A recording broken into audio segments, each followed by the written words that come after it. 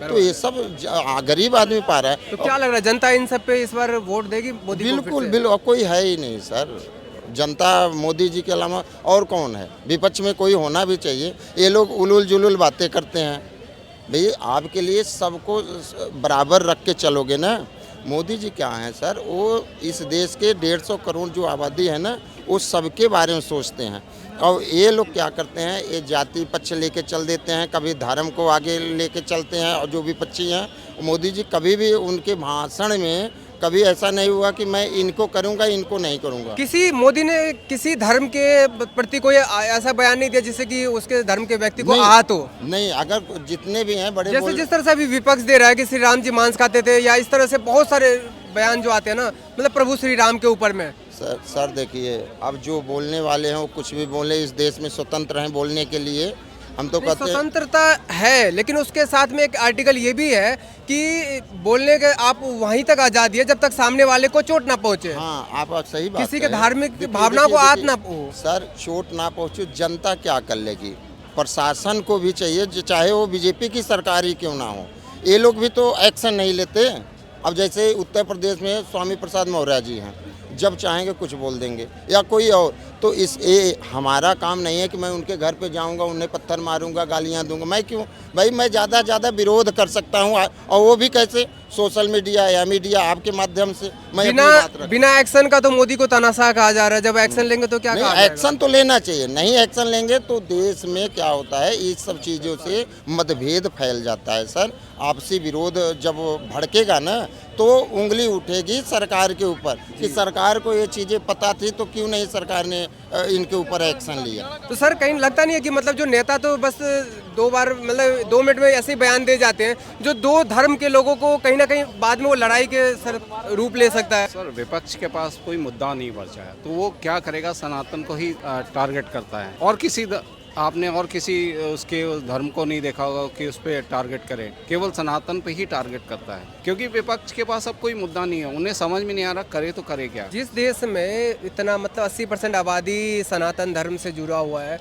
और उस देश में सनातन धर्म के लिए मतलब उसके ऊपर ऐसी ऐसी बयान दी जाती है, क्या ये सनातन सहिष्णु है इसलिए इस पे होता है? और किसी उस पे क्यों नहीं बोल पाते ये लोग? वहाँ तो ये लोग शांत हो जाते हैं। केवल वहाँ पे सनातन तो एक ही नारा वो कहते हैं कि हमारा एक ही नारा सर तन से जुदा करके।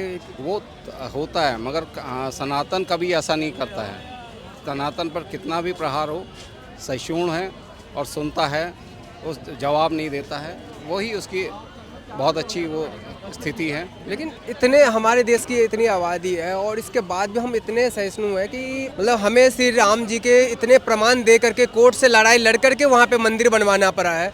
लेकिन ऐसा किसी देश में नहीं है कि उनके अगर उनके प्रभु आराध्य हैं और उनके लिए मतलब कोर्ट जाना पड़े। अगर बात जैसे ही कोर्ट तक जाएगी वैसे ही वहाँ पे दंगा भड़क जाएगा। लेकिन हमारे हिंदू इतने मतलब सहिष्णु है, इतने फिर भी सालों तक हमें कोर्ट की लड़ाई लड़नी पड़ी है। हमें प्रमाण देना पड़ा है। कहीं ऐसे और किसी उसके धर्म के लिए प्रमाण नहीं देना पड़ा। उन्होंने जबरन लिया है, जबरन सब वो बनाए हैं अपने धर्म स्थान। लेकिन अभी तो कोई मतलब जो कुछ ऐसे लोग हैं, नेता है, जो बयान दे रहे हैं कि हमारी सरकार आएगी तो वो फिर से तुड़वा दी जाएगी। ऐसा मुश्किल है, क्योंकि कोर्ट से ये बना है और मुझे नहीं लगता कि ये विपक्ष दोबारा इस तरह की आने वाले चांसेस तो नहीं है। मतलब अभी विपक्ष आने ही वाले नहीं है। विपक्ष का अभी कहीं चांस नहीं है, क्योंकि खुद ही इनमें अभी सहमति नहीं बन रही है। सीट के बंटवारे नहीं हो पा रहे हैं अभी। क्या लग रहा है 2024 में क्या मुद्दा होना चाहिए?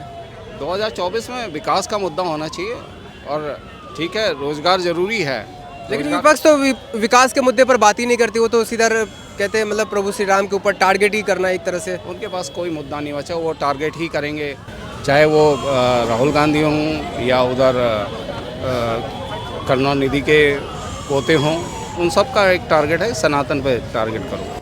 क्या लग रहा है सर 2024 में क्या मुद्दा होना चाहिए? देखिए, अभी जो हाल लहर चल रही है वो तो 22 जनवरी और अयोध्या में हमारे प्रभु श्री राम जी आ रहे हैं। मैं बेसिकली यूपी से ही हूँ, यूपी के महोबा डिस्ट्रिक्ट से आया हूँ। दिल्ली आया था किसी काम से, तो घूमने चांदनी चौक चला आया हूँ। क्या नाम हुआ आपका? मेरा नाम पुष्पेंद्र पटेरिया है।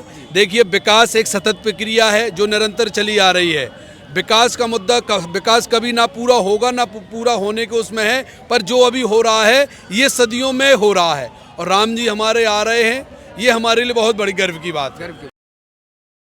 और आज के डेट में जो अभी सनातन विरोधी जो बयान आए जा रहे हैं, मतलब सभी पार्टियों की तरफ से आ रहा है, जितने भी विपक्ष में बैठे हुए पार्टियां हैं, सभी पार्टी लगभग एक ही बयान दिया जा रहा है, सनातन विरोधी। श्री राम जी मांस खाते थे, अयोध्या नहीं जाना, श्री राम मंदिर बाइकआउट करना है, ये मतलब इस तरह के बयान क्या लग रहा है? देखिए, ये जो भी है मतलब कि वो तो हमारे श्री राहुल जी कैमरिस्ट से पढ़े हुए हैं, उनकी तो बात ही अलग है। ये आटे को लीटर से तोलते हैं। ये मुझे बहुत ये खुशी है कि मैं देश की यूनिवर्सिटी से पढ़ा हूँ। मैं आटे को लीटर से नहीं किलो से ही तोलता हूँ।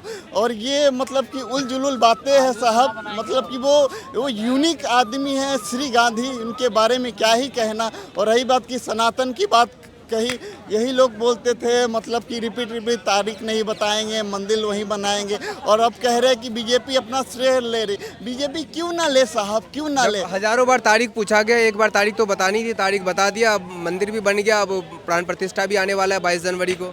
ये देखिए मतलब कि बीजेपी मतलब कि मेरे हिसाब से बहुत अच्छा काम कर रही है, बहुत अच्छा देश हित में काम कर रही है। लोग कहते हैं बेच दिया, बर्बाद कर दिया, कुछ ऐसा हुआ नहीं है। आप टॉप 10 में नहीं आते थे, टॉप 5 में आ रहे हैं, ये बहुत बड़ी बात है। मतलब कि पार्टी देखिए कहने का मतलब कि वो सत्ता से बाहर है, मतलब कि ओपोजिशन तो बोलेगा ही, हर एक कमियाँ निकालेगा। मतलब कि ये देखिए, आप मैं एक सिंपल सा आपको एग्जाम्पल देता हूँ। मतलब कि ये इंदिरा गांधी ने मेट्रो लाई थी, मुझे नंबर याद नहीं है, समथिंग कलकत्ता की मेट्रो थी।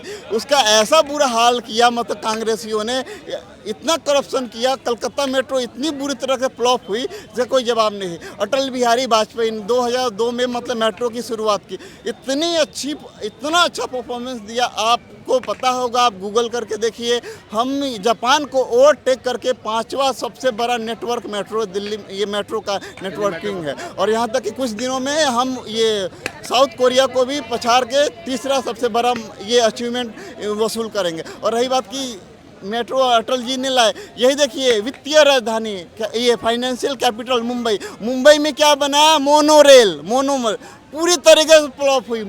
पूरी तरीके से फ्लॉप हुई। मतलब कि देखिए साहब, ये कांग्रेसी कसम खा लिए है, जो बीजेपी का मतलब एजेंडा रहेगा हम उसे नहीं बढ़ाएंगे। देखिए सिंपल सी बात, ये कांग्रेस का देन एम्स है, IIT है, IIM है, मतलब मोदी जी बढ़ा नहीं रहे हैं। एम्स कितने मतलब कि 17 एम्स बना रहे हैं। मतलब कि देखिए, जो अच्छा काम है कीजिए साहब, कौन रोका है? मतलब काम का विरोध नहीं होना चाहिए, बिल्कुल नहीं होना चाहिए। नहीं, चलिए बहुत बहुत धन्यवाद। अब